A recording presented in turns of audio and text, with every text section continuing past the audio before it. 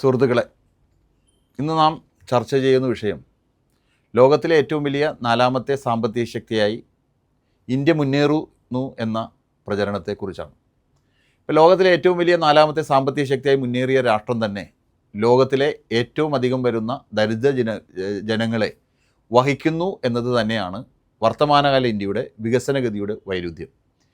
UNDP പോലെയുള്ള അന്തർദേശീയ സംഘടനകളും OPHI ഉൾപ്പെടെയുള്ള ഗവേഷണ സ്ഥാപനങ്ങളും 2024-25 സാമ്പത്തിക വർഷങ്ങളിൽ പ്രസിദ്ധീകരിച്ച പഠനങ്ങൾ ഇന്ത്യയുടെ സാമ്പത്തിക വികസനത്തെക്കുറിച്ച് വ്യത്യസ്തങ്ങളായ വിവരങ്ങളാണ് പങ്കുവച്ചിരിക്കുന്നത്. 2025 ജൂൺ ആദ്യവാരത്തിൽ ഇന്ത്യ വികസിത രാജ്യമായ ജപ്പാനെ പിന്നിലാക്കി ലോകത്തിലെ ഏറ്റവും വലിയ നാലാമത്തെ സാമ്പത്തിക ശക്തിയായി എന്ന വിവരം IMF പുറത്തുവിട്ടു. 25 വർഷങ്ങൾക്ക് മുമ്പ് $468.4 ബില്യൺ മാത്രമായിരുന്ന ഇന്ത്യയുടെ മൊത്ത ആളോഹരി വരുമാനം $4187.03 ബില്യൺ, ഏകദേശം 10 ഇരട്ടി വളർച്ച രേഖപ്പെടുത്തിയെന്നത് വസ്തുതയാണ്. എന്നാൽ ഇന്ത്യയുടെ ആഭ്യന്തര വരുമാനത്തിൻ്റെ ഉയർച്ച എത്രത്തോളം ജനങ്ങളുടെ ദൈനംദിന ജീവിതങ്ങളെ സ്പർശിക്കുന്ന തലത്തിൽ പരിവർത്തനപ്പെട്ടു എന്നത് വിലയിരുത്തുമ്പോഴാണ് രാഷ്ട്രത്തിൻ്റെ സാമ്പത്തിക കുതിപ്പ് ജനങ്ങളുടെ കിതപ്പിനുള്ള ശമനമാകുന്നുണ്ടോ എന്ന് വിലയിരുത്താനാവൂ. ഇന്ത്യയുടെ മൊത്തം ആഭ്യന്തര ഉൽപ്പാദനം ജപ്പാനേക്കാൾ ഉയർന്നത് ഇന്ത്യയിലെ സാമ്പത്തിക വികസനത്തെ സംബന്ധിച്ച് അഭിമാന നിമിഷമാണെങ്കിലും ഇന്ത്യയുടെ $2878.5 ആളോഹരി വരുമാനം ജപ്പാനേക്കാൾ 12 ഇരട്ടിയോളം താഴെയാണ്. $33,995 ജപ്പാൻ്റെ ആളോഹരി വരുമാനം. അപ്പോൾ ആളോഹരി വരുമാനത്തിലുള്ള ഈ അന്തരം രാജ്യത്തിൻ്റെ സാമ്പത്തിക വളർച്ച ജനങ്ങളുടെ ജീവിത നിലവാരത്തിന് ഒതുങ്ങുന്ന തരത്തിലേക്ക് പരിണമിക്കുന്നില്ല എന്നതാണ് ചൂണ്ടിക്കാണിക്കുന്നത്. അതോടൊപ്പം തന്നെ ഇന്ത്യയിലെ ജനങ്ങളുടെ ആളോഹരി വരുമാനം താഴ്ന്ന മധ്യവർഗ വരുമാന വിഭാഗത്തിൽ ഉൾപ്പെട്ടുകൊണ്ട് ലോകരാഷ്ട്രങ്ങളുടെ പട്ടികയിൽ വളരെ പിന്നിലാണ്. 144ാമത്തെ സ്ഥാനത്താണ്. ലോകരാഷ്ട്രങ്ങൾക്കിടയിൽ സാമ്പത്തിക ശക്തിയിൽ 10ാമത്തെ സ്ഥാനത്ത് കിടക്കുന്ന വികസ്വര രാഷ്ട്രം മാത്രമായ ബ്രസീൽ പോലും ഇന്ത്യയുടെ ആളോഹരി വരുമാനത്തേക്കാൾ ഏകദേശം 8 ഇരട്ടിയുടെ വർധനവ് രേഖപ്പെടുത്തി $23,241. ആഗോള റാങ്കിങ്ങിൽ 82ാം സ്ഥാനത്ത് എത്തി നിൽക്കുകയാണ്. ഇത് ഇന്ത്യൻ സാമ്പത്തിക വളർച്ചയിലെ അസമത്വവും മൂലധന കേന്ദ്രീകരണ സ്വഭാവവും വ്യക്തമാക്കുന്നതാണ്. ഇന്ത്യയുടെ മൊത്തം ആഭ്യന്തര ഉൽപ്പാദനം ജപ്പാനേക്കാൾ ഉയർന്നത് ഇന്ത്യയിലെ സാമ്പത്തിക വിദഗ്ധരെ സംബന്ധിച്ച് അഭിമാന നിമിഷമാണെങ്കിലും ഇന്ത്യയുടെ ആളോഹരി വരുമാനം ജപ്പാനേക്കാൾ 12 ഇരട്ടിയോളം താഴെയാണ് എന്ന യാഥാർത്ഥ്യം വിസ്മരിക്കപ്പെടരുത്. ഇന്ത്യയുടെ ആഭ്യന്തര വരുമാനത്തിലേക്ക് സേവന മേഖല 54.72%, വ്യവസായ മേഖല 27.68%, കാർഷിക രംഗം 17.66% വീതം സംഭാവന നൽകി വരുന്നതായി കണക്കുകളിൽ നിന്ന് വ്യക്തമാണ്. പകുതിയിലേറും വരുന്ന വരുമാനം സേവന മേഖലയിൽ നിന്നാണ് ലഭ്യമാകുന്നതെങ്കിലും 33.5% ജനങ്ങൾ മാത്രമാണ് സേവന മേഖലയെ ആശ്രയിക്കുന്നത്. അതായത് ഏറ്റവും കുറവ് വരുമാനവും വളർച്ചയും രേഖപ്പെടുത്തുന്നത് കാർഷിക മേഖലയിലാണ്. 43.5% വരുന്ന ഭാരതീയരും ഉപജീവനത്തിന് ഇവിടെയാണ് ആശ്രയിക്കുന്നത്. ഈ വരുമാന അനുപാതം തൊഴിൽ മേഖലയിൽ പ്രതിഫലിക്കുന്നില്ല എന്നുള്ളതും അതോടൊപ്പം മാസശമ്പളം വാങ്ങുന്ന തൊഴിലാളികൾ 23.9% മാത്രമേ ഇന്ത്യയിലുള്ളൂ എന്നതും തൊഴിൽ രംഗത്തെ അസ്ഥിരതയും ചൂഷണത്തിനും ഇത് കാണിച്ചു തരുന്നുണ്ട്. വൻ സാമ്പത്തിക ശക്തിയായ അമേരിക്ക, ചൈന ഉൾപ്പെടെയുള്ള എന്തിനേറെ ബ്രസീൽ പോലും രാജ്യത്തിൻ്റെ ആഭ്യന്തര വരുമാനത്തിനനുസൃതമായിട്ടുള്ള തൊഴിൽ അനുപാതവും ഭൂരിപക്ഷവും തൊഴിലാളികൾ മാസശമ്പളം വാങ്ങുന്നവരാണ്. ഇപ്പോൾ UNDP 2025 മെയ് 6 തിരഞ്ഞെടുക്കപ്പെടേണ്ട ഒരു കാര്യം നിർമ്മിത ബുദ്ധിയുടെ യുഗത്തിലെ ജനങ്ങളും സാധ്യതകളും എന്ന തലക്കെട്ടോടുകൂടി പ്രസിദ്ധീകരിച്ച ലോകരാഷ്ട്രങ്ങളുടെ മാനവിക വികസന സൂചികയിൽ ഇന്ത്യയുടെ സ്ഥാനം 130ാം സ്ഥാനത്താണ്. 2023 ലോകരാജ്യങ്ങൾ ആരോഗ്യം, വിദ്യാഭ്യാസം, ആളോഹരി വരുമാനം തുടങ്ങിയ മേഖലകളിൽ കൈവരിച്ച നേട്ടങ്ങളെ മുൻനിർത്തിക്കൊണ്ടുള്ള ശാസ്ത്രീയ വിശകലനമാണ് ഈ വൃത്താന്ത രേഖയുടെ ഉള്ളടക്കം. ഇപ്പോൾ സാമ്പത്തിക അസമത്വം ഇന്ത്യയിൽ വർദ്ധിക്കുന്നതായും ഈ പ്രതിസന്ധി ദുർബലരായ ജനതയുടെ 30.7% വരെയുള്ള സാമ്പത്തിക വളർച്ച നേടാനുള്ള സാധ്യതകളെ പ്രതികൂലമായി ബാധിക്കുന്നതായും 2023 UNDP റിപ്പോർട്ടിൽ വ്യക്തമാക്കുന്നു. 1990 ശേഷം, അതായത് 35 വർഷ ചരിത്രത്തിൽ ലോകം കണ്ട ഏറ്റവും കുറഞ്ഞ മാനവിക വികസന വളർച്ചാ നിരക്കിലൂടെയാണ് കടന്നു പോകുന്നത് എന്നാണ് UNDPയുടെ പ്രധാനമായ വിലയിരുത്തൽ. ഇപ്പോൾ 2008 സമാനമായ ലോക സാമ്പത്തിക മാന്ദ്യത്തിൻ്റെ സൂചന ലോകരാജ്യങ്ങളിൽ നിലനിൽക്കുന്നുണ്ട് എന്നത് സാരം. ഇന്ത്യ 2022 മുൻനിർത്തിക്കൊണ്ടുള്ള ഹ്യൂമൻ ഡെവലപ്മെൻറ്റ് ഇൻഡെക്സുമായി താരതമ്യം ചെയ്യുമ്പോൾ 3ാം സ്ഥാനം 3 സ്ഥാനം മെച്ചപ്പെടുത്തി. 133 നിന്ന് 130ആയി ഉയർന്നു എന്നത് ആശ്വാസകരമാണ്. എന്നിരുന്നാലും അയൽ രാജ്യങ്ങളായ ചൈന 78, ശ്രീലങ്ക 89, ഭൂട്ടാൻ 125 എന്നിങ്ങനെയുള്ള രാഷ്ട്രങ്ങൾ പട്ടികയിൽ വളരെ ഉയർന്ന സ്ഥാനം കൈവരിക്കുമ്പോൾ അഫ്ഗാനിസ്ഥാൻ 181, പാകിസ്ഥാൻ 168, മ്യാൻമർ 150 എന്നിവർ മാത്രമാണ് ഇന്ത്യക്ക് പിന്നിലുള്ളത്.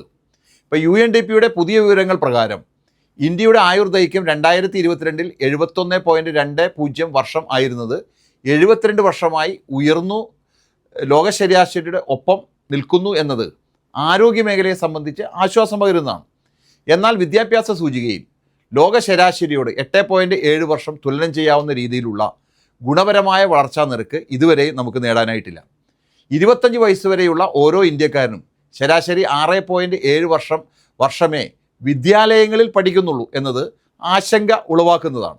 ഭാരതീയരുടെ ആളോഹരി വരുമാനം 35 വർഷത്തെ ആളോഹരി വരുമാനമായി തട്ടിച്ചു നോക്കുമ്പോൾ $367 എന്ന കുറഞ്ഞ ആളോഹരി വരുമാനത്തിൽ നിന്ന് $2,880 ആയി വർദ്ധിച്ചു എന്നത് സാമ്പത്തികമായി രാജ്യം മെച്ചപ്പെടുന്നു എന്നതിൻ്റെ ദൃഷ്ടാന്തമാണ്. എങ്കിലും സാമ്പത്തിക അസമത്വം ഇന്ത്യയിൽ വർദ്ധിക്കുന്നതായും ഈ പ്രതിസന്ധി ദുർബലരായ ജനതയുടെ 30.7% വരെയുള്ള സാമ്പത്തിക വളർച്ച നേടാനുള്ള സാധ്യതകളെ പ്രതികൂലമായി ബാധിക്കുന്നതായും 2023 UNDP റിപ്പോർട്ടിൽ വ്യക്തമാക്കുന്നുണ്ട്.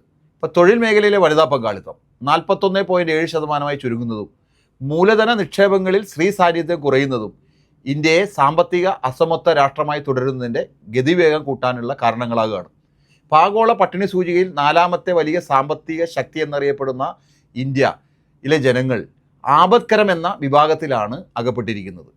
2024 കൺസേൺ ഓഫ് വേൾഡും വെൽത്ത് ഹങ്കർ ലൈഫും സംയുക്തമായി തയ്യാറാക്കിയ ആഗോള പട്ടിണി സൂചികയിൽ 127 രാജ്യങ്ങളുടെ പട്ടികയിൽ ഇന്ത്യയുടെ സ്ഥാനം 105ാം സ്ഥാനത്താണ്.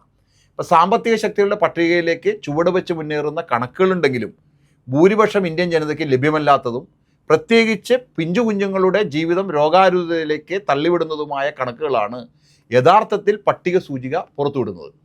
കൃത്യമായ ഭക്ഷണവും പരിചരണവും ലഭിക്കാതെ 15 കോടിയോളം വരുന്ന ഇന്ത്യയിലെ കുരുന്നുകൾ ജീവിതങ്ങൾ വഴിമുട്ടി നിൽക്കുകയാണ്. ഒരുപക്ഷെ പാകിസ്ഥാൻ 109 ഒഴികെയുള്ള എല്ലാ രാജ്യങ്ങളും ആഗോള പട്ടിക സൂചികയിൽ ഇന്ത്യയേക്കാൾ മെച്ചപ്പെട്ട അവസ്ഥയിലാണ്. 4ാമത്തെ വലിയ സാമ്പത്തിക ശക്തി എന്നറിയപ്പെടുന്ന ഇന്ത്യയിലെ ജനങ്ങൾ ആപത്കരം എന്ന വിഭാഗത്തിലാണ് അകപ്പെട്ടിരിക്കുന്നതെന്നും ആഗോള പട്ടിക സൂചിക വ്യക്തമാക്കി തരുന്നുണ്ട്. ഇപ്പോൾ UNDP OPHIയുടെ ലോക ദാരിദ്ര്യ സൂചികയിലെ കണക്ക് പ്രകാരം ലോക ഏകദേശം 18% ദാരിദ്ര്യത്തിൻ്റെ പടുകുടിയിൽ അകപ്പെട്ടതായി കാണാം എന്നാണ് 2024 റിപ്പോർട്ടുകൾ സൂചിപ്പിക്കുന്നത്. ലോകത്തിൽ ഏറ്റവും അധികം ദരിദ്രർ അധിവസിക്കുന്ന രാജ്യം 23.4 കോടി ഇന്ത്യയിൽ ആണെന്നതും ലോകത്തെ 5 ദരിദ്രരിൽ ഒരാൾ ഭാരതീയനാണെന്നുള്ള വെളിപ്പെടുത്തലുകൾ വികസന രീതിശാസ്ത്രങ്ങളുടെ പാളിച്ച തുറന്നു കാണിക്കുന്നതാണ്. ഇപ്പോൾ ലോകത്തെ ആദ്യ 10ലുള്ള സാമ്പത്തിക ശക്തികളുടെ ദാരിദ്ര്യ സൂചികകൾ ഇന്ത്യയേക്കാൾ വളരെ മെച്ചപ്പെട്ടതും 1% താഴെ മാത്രം ദരിദ്രർ അധിവസിക്കുന്ന രാഷ്ട്രങ്ങളാണ്. ഇപ്പോൾ നീതി ആയോഗും ഇന്ത്യൻ എക്കണോമിക്സ് സർവേയും 2024-25 വർഷങ്ങളിൽ പ്രസിദ്ധീകരിച്ച കണക്കുകൾ പ്രകാരം വികസിത രാഷ്ട്രങ്ങളോട് തുലനം ചെയ്യാവുന്ന വികസന അനുഭവങ്ങൾ മലയാളിക്ക് ലഭ്യമാകുന്നതായി കാണാം. അന്തർദേശീയ ഏജൻസികളുടെ പഠനങ്ങൾ ഇന്ത്യയുടെ സാമ്പത്തിക വികസന പരിപ്രേക്ഷങ്ങളുടെയും പ്രയോഗങ്ങളുടെയും പൊള്ളത്തരങ്ങളെ മറനീക്കി കാണിക്കുന്നതായിരുന്നു. ഇന്ത്യയുടെ ജിനി കോഎഫിഷ്യൻറ്റ് 0.410 എന്ന ഉയർന്ന തോത് രേഖപ്പെടുത്തുന്നതിലൂടെ ഇന്ത്യൻ സമൂഹം നേരിടുന്ന സാമ്പത്തിക അസമത്വങ്ങളുടെ ആഴം വ്യക്തമാക്കുന്നതാണ്. ഇപ്പം ഇന്ത്യയിലെ 1% മാത്രം വരുന്ന സാമ്പത്തിക ശക്തികൾ രാജ്യത്തിൻ്റെ 40% വിഭവങ്ങളുടെ സ്വാധീനമുള്ളവരാണ്. ഇപ്പോൾ 10% മൂലധന ശക്തികൾ 72% സാമ്പത്തിക സോഴ്സുകൾ കൈവശം വയ്ക്കുമ്പോൾ താഴെ തട്ടിലുള്ള 50% സാധാരണ ജനങ്ങൾക്ക് 3% വിഭവങ്ങൾ മേലുള്ള അധികാരമേ ഉള്ളൂ എന്നത് അസമത്വങ്ങളുടെ ഞെട്ടിപ്പിക്കുന്ന കണക്കാണ്. ഇന്ത്യൻ സാമ്പത്തിക രംഗം പിന്തുടരുന്നതുമായ പ്രത്യയശാസ്ത്രത്തെ പ്രശ്നവൽക്കരിക്കുകയും വികസനം ആരിലൂടെയാവണം, ആർക്കു വേണ്ടിയാകണം എന്നീ ചോദ്യങ്ങൾ അഭിമുഖീകരിക്കുകയും ചെയ്താൽ മാത്രമേ ജനപക്ഷ ജനഹിത വികസന മാതൃകകൾ ഇന്ത്യയുടെ മണ്ണിൽ സൃഷ്ടിക്കപ്പെടുകയുള്ളൂ. ഇപ്പോൾ പൊതുമുതൽ വിറ്റഴിച്ചും ന്യൂനപക്ഷം ശതകോടീശ്വരന്മാരുടെ വികസന സാധ്യതകൾക്കായുള്ള സ്വകാര്യവൽക്കരണ നയങ്ങളെ തഴുകുന്നതാണ് യൂണിയൻ സർക്കാരുകളുടെ സാമ്പത്തിക പദ്ധതികൾ.